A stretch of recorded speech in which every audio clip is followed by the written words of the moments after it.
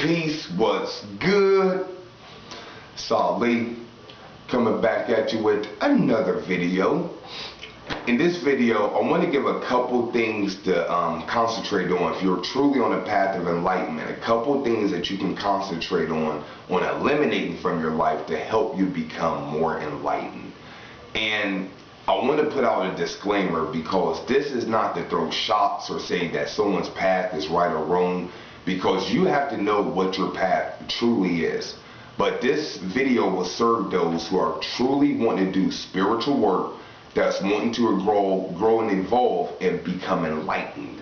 So if your goal is enlightenment, this video will serve you very well. The first thing that I see, and I say that I see it because one of my things as a teacher or a leader is to point people in the right direction. Not tell people where they need to go, but just point people in the right direction. So if I see something, if I hear something, then I'll make a video or make an article or do consultations when I hear something, or do teachings, various things like that. Because as a teacher, my job is to lessen suffering. And this usually is about pointing you in the right direction. So this video is just point you in the right direction. If you're fall under the category of the things I talk about, then I'm not throwing shots at you.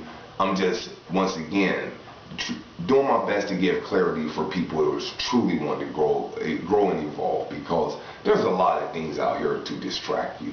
A lot of things that we bear witness to in this earth is things to distract you from keeping you moving forward. When you look at the word distraction, you have the word dis and traction. Dis means to take away something. Traction is your ability to move. If you don't have any attraction on your tires, you're not going that far. So distractions prevent you from moving forward. This is a very important concept. So let's get into a couple of the things that I bear witness to, a couple of the things that I used to be very guilty of, and once I stopped doing it, it helped me become more enlightened. The first thing is conspiracy theories. Conspiracy theories, I'm not saying that they're true or false. In fact, I said something once before, conspiracy theory is not a theory if it's true. That's a fact. But ultimately, conspiracy theories and worrying about what the government's doing, religion's doing, FEMA camp, all these various different sectors, when you spend your day and night worrying about what they're doing, then you're probably not going to do any self-work, because you're focused externally on what is wrong with the world.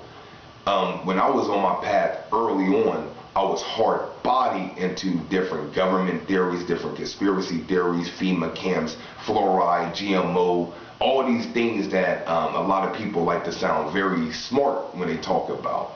I was in it very much so. And I had a vision, or a voice told me one morning that you can continue looking for everything that's wrong and find it, or you can look at the things that you're looking at and implement it in your life. So instead of worrying about the government mind control, I used those same techniques that I was reading about and studying into my own life in order to control my mind. So if you don't control your mind, someone else is controlling your mind.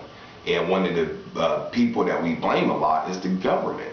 So when you're focused on everything that everybody is doing that's wrong, more than likely you're not going to do too much self-work, and it keeps you looking externally instead of internally. Once you look internally, all those things that you appear on the outside, all these illusions, they tend to fall away because you don't give attention to it. We know that energy goes where attention flows, or energy flows where attention goes. So if you're giving all your attention to government, conspiracy, education, religious, or whatever like that, then you're not going to maintain that energy to elevate your consciousness. So that's one of the trap doors that I see on the path to enlightenment, is focusing on conspiracy theories. That's one.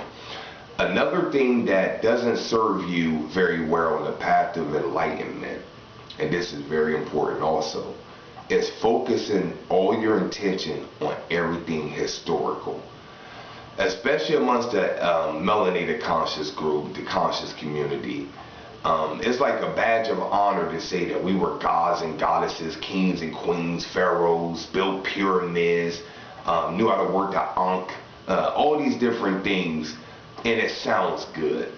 And I'm not saying it doesn't serve a purpose, but when you live every day looking at what you did in history, what your lineage, your bloodline, your race, your culture did in history, unless you're using that right now, it's really trivial. And you have to take your emotions out of it when you look at something like this. Because if you take this message a different way, you can be like, man, this is blasphemous. You're talking about the ancestors. I'm not talking about the ancestors. I'm talking about when you live in the past, you stay in the past. Just look at your life right now. You don't wake up every day just thinking about what you did when you were 5 years old and going back and being 5 years old as a 30-year-old man or woman today. You don't do that. So what makes you think when you go back thousands of years about what your ancestors did or you, because we are the ancestors, if you go back and do that, like, what is that going to do for you today? Now, if you're using historical information and implementing in your daily life today, then so be it.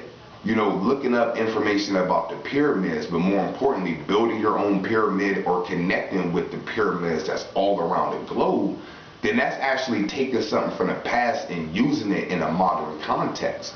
But if you're just looking in the past and just throwing out dates like in 1300 BC this happened, what does that have to do to the path of enlightenment? Now, if you're a history teacher and that is your goal and that's your purpose to come down here and teach history, once again, I'm not throwing shots and saying that's right or wrong. You do what you do. But if you're on a path to enlightenment, then historical facts and dates and things that was done in the past, they're not going to get you to where you want to go. Now, I understand that if you don't know the past, that you're doomed to repeat it. If you forget the past, then it can happen to you. I get all that. You know, so there's a place for it. But I'm saying focusing all your intention day and night on things that's happened in the past. It's called the past for a reason. It's already done. What are you doing now? I love that statement that says the past is already the past, the future hasn't came, and the present is a gift.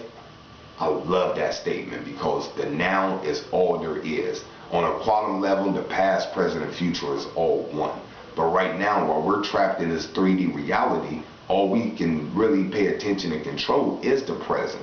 We can plan for the future, and the past is already written. So when you focus on the present and what you can do to elevate your soul, to grow consciously, to become enlightened, guess what? The universe will conspire with people, places, and things that come in your life to aid you to reach that light.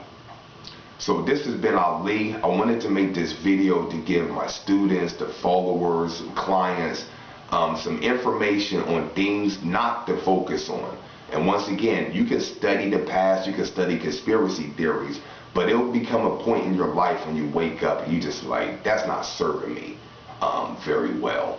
I know when I had my vision as confirmation of the universe that I become enlightened, it was a process because it took a lot of things away from my life. I had to get rid of the conspiracy theories, had to get rid of looking at history, had to get rid of blaming other people, had to take more self-accountability and go deeper within myself.